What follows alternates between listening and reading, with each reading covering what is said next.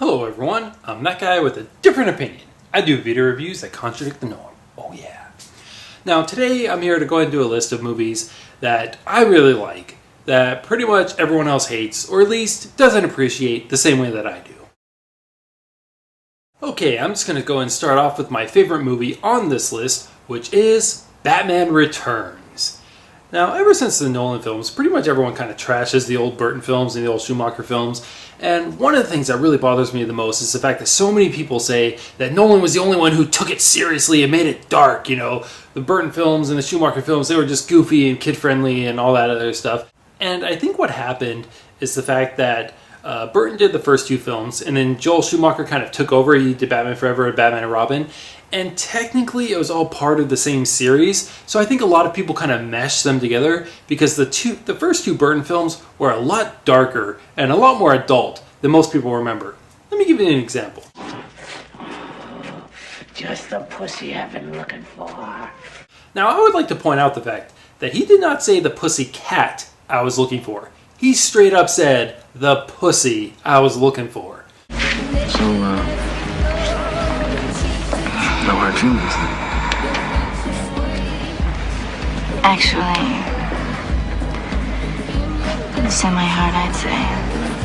These are the names of the firstborn sons of Gotham City. They'll be dreaming away in their safe cribs, their soft beds, and we will snatch them, carry them into the sewer, and toss them into a deep, dark, watery grave. Dear God. I don't care what anyone says. That is not goofy kid stuff. That's fucked up. In fact, I actually think the first two Burton films were actually darker and more adult than the Nolan films. Not just because of all the sexual innuendos and everything like that, but I think the music was darker, the architecture was darker, I think the actual lighting was darker, and we see a lot more death and violent imagery. I mean, yeah, there's a lot of implied death in the Nolan films. Like, we know Ra's al Ghul is not going to survive this. We know the Joker just shot that guy. But in the Burton films, we actually see it. We see Max Schreck's horribly fried body. We see that reporter chick drop dead with that twisted smile on her face. We see the Joker all bloodied up. We actually see the Penguin drop dead in pretty gruesome fashion. So yeah, I actually think they're darker. But aside from that, there still is a lot that I like about this movie. I do love the music. I do love the scenery. I kind of love the whole dark Christmas thing they got going on, which a lot of people will say, oh, it's Nightmare Before Christmas. But yeah, you know what? This came first. And it has a lot of great characters. I mean, Michael Keaton is still my favorite Batman. Michelle Pfeiffer is still my favorite Catwoman. Danny DeVito is Penguin. Although not very loyal to the comics, I still thought he was a great villain. And Max Schreck wasn't even in the comics, but come on, it's Christopher Walken in a Batman movie. Is there any way that could not be awesome? Really, the only thing that holds this film back, unfortunately, is also the most important thing, which is the story. Not that the story is terrible. I mean, there are still some things I liked about it. I liked a lot of the political stuff, you know, how in front of the cameras, in front of all the people, they'd be all nice and friendly.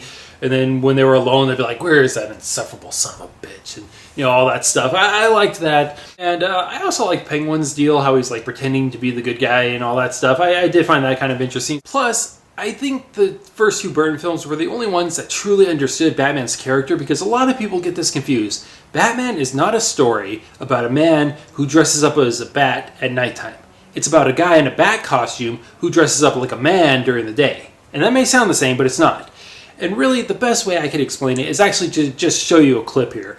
There's a scene in Batman Returns where Bruce Wayne is just sitting down in his office, and he's not doing anything. He's literally just sitting there waiting. Because he doesn't know what to do with himself as Bruce Wayne. But then the bat signal comes through, and look at that. He just perks up, full of life, as if to say, yes, now I have purpose to be Batman. But I will admit, the overall story was still pretty simplistic. It had quite a few plot holes, and for a sequel, it really didn't raise the stakes. So it's not a great story, but I thought everything else was great. So all in all, I can't really say this is a great movie, but I do think it's a lot better than most people give it credit for. Okay, so the next on my list is Mallrats. Now, this is one of the things where, like, if you're not a Kevin Smith fan, if you just don't really like that type of comedy or whatever, I could totally get that, and I could understand why you wouldn't like this movie. But what really gets me is all these people say, oh, Clerks was great, Dogma was great, Chasing Amy was great, but Mallrats sucked. I don't get that. That does not make any sense to me, because it's the same type of humor. I mean, it's not the same jokes, because, yeah, that would suck and that'd be boring. But it's the same type of humor. I mean, me personally, this is actually my favorite Kevin Smith film. I know most people consider it to be his worst, at least out of his older films. I mean, I know he's done some more recent ones that a lot of people really don't like, but as far as his older films, most people consider Mallrats to be the worst one. I actually consider it to be the best. I loved all the comic book references. And just overall, I just thought it was a really fun movie. I don't get how people like Clerks and Jay and Silent Bob Strike Back, but not like Mallrats. It just doesn't make sense to me. Alright, so the next on my list is Sucker Punch.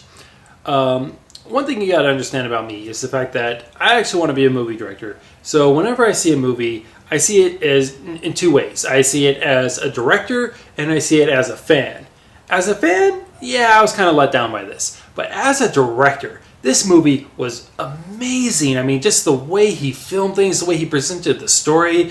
I love that opening sequence where there's no words, but you still know exactly what's going on. Like, they're just playing the song, and it was great visually. I think Zack Snyder is probably the only director who could make a button falling on the ground and actually look cool and interesting and everything like that. So I like the things he chooses to focus on, because it really immerses you in the situation. So the presentation, like the way the story was told and everything like that, I thought was really brilliant. Another big thing is, despite popular belief, this story actually does make sense. Because a lot of people say, oh, well, they're out, all they're doing is copying a map, but they're out fighting like these zombie type things. Like, what does that have to do with tracing a map?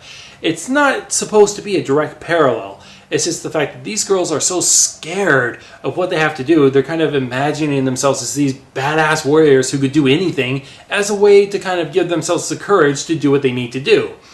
Now, you could argue that's kind of a weak explanation, and I would have to agree with you, but it still makes sense. But I think the biggest problem that most people have with this movie was the director. I know Zack Snyder made a real big name for himself when he did 300. It was a great movie. Some people kind of nitpicked at a lot of the slow motion stuff and said that it was a little too artsy, a little too visually pretty and whatnot, but whatever. Most people didn't really care. And then he did Watchmen, and again, people kind of said the same thing, that the visuals were great, but a lot of people felt he missed the point of the story, which I'll get to later on. So he kind of had this reputation for creating good visuals, but not understanding story. So when people saw these previews of this movie and like all these outrageous action sequences, I think a lot of people already made up their minds that that's what it was going to be.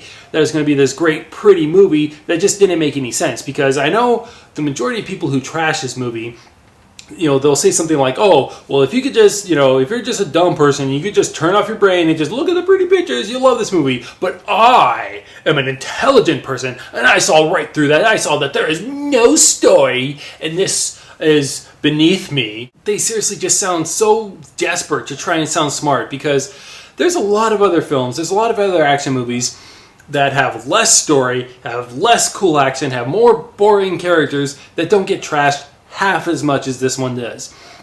So once again, not saying it's a great movie, I just don't think it deserves to get trashed as much as it does. Alright, so the next on my list is V for Vendetta. Now, this is one of those where it doesn't really get trashed very much. I mean, most of the people who have watched it kind of liked it, but it's not really like a big thing. And I think it deserves to be, because this was a great movie. The character of V was very awesome. I mean, the first scene that he's in, he actually gives this whole speech, and he's using, like, I swear, every V word in the English dictionary, and it makes sense. It's not like he's just randomly saying these words. Like, somehow whoever wrote this found a way to use every V word in the English dictionary, and it actually makes sense. It is so awesome. The character is really great. It has a great moral to the story. It has great build-up.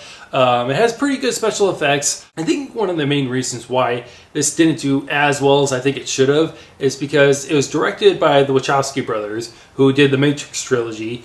And that had like a lot of action, a lot of special effects. And I know the previews were hyping this movie to be the same thing. Like they were showing like a lot of different action, everything. They made it look like this was going to be like an action-packed movie, and it's not. And I'm personally fine with it not being action-packed. Not a very great movie needs to have a whole lot of action or anything like that.